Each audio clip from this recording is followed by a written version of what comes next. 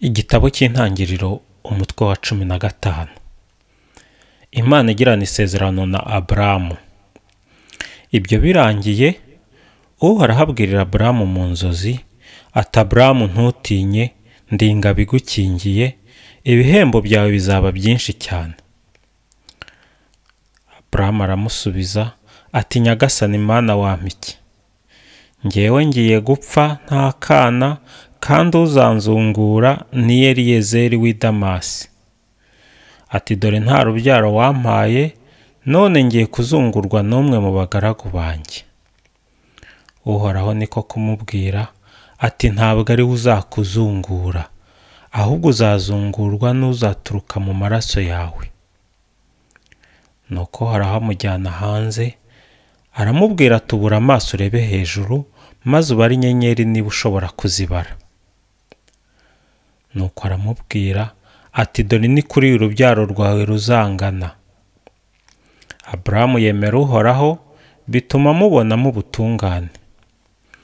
Aramubwira ati, ndi Uhoraho wagukuye muri Uri y'Abakalideya kugira ngo nzakugabire iki gihugu.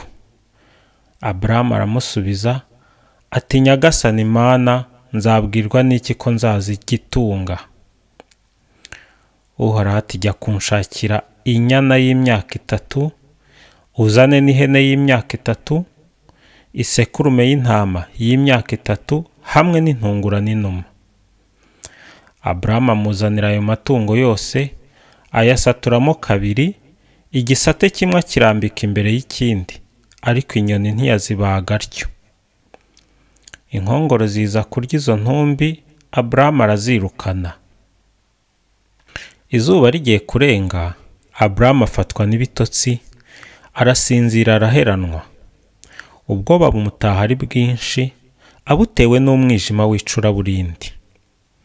Uhoraho abwira Aburamu ati, menya neza ko abazagukomokaho bazasuhukira mu gihugu kitari icyabo, bakazakibamo abacakara, bazicishwa uburetwa imyaka 400 yose. Ariko abo bazaba barabereye abacakara nabo nzabahana.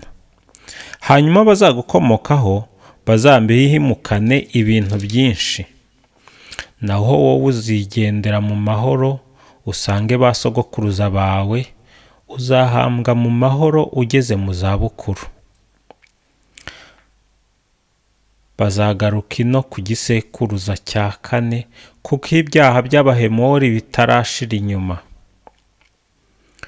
Igihe izuba rimaze kurenga n'umwijima umaze gukwira hose, ifumbi icumeka nk'ikibatsi cy'umuriro, binyura hagati muri za nyamaswa zaciwemo kabiri. Uwo munsi Uhoraho agirana amasezerano na Aburamu muri aya magambo ati, iki gihugu ngihaye urubyaro rwawe, kuva ku ruzi rwa Misiri kugeza ku ruzi runini rwa Efurati. Ni igihugu cy'Abakeniti, Abakenisi, Abakadimoni, Abaheti, Abaperezi, Abarefayimu, Abahemori, Abakanahani, Abagirigashi n'Abayebuzi.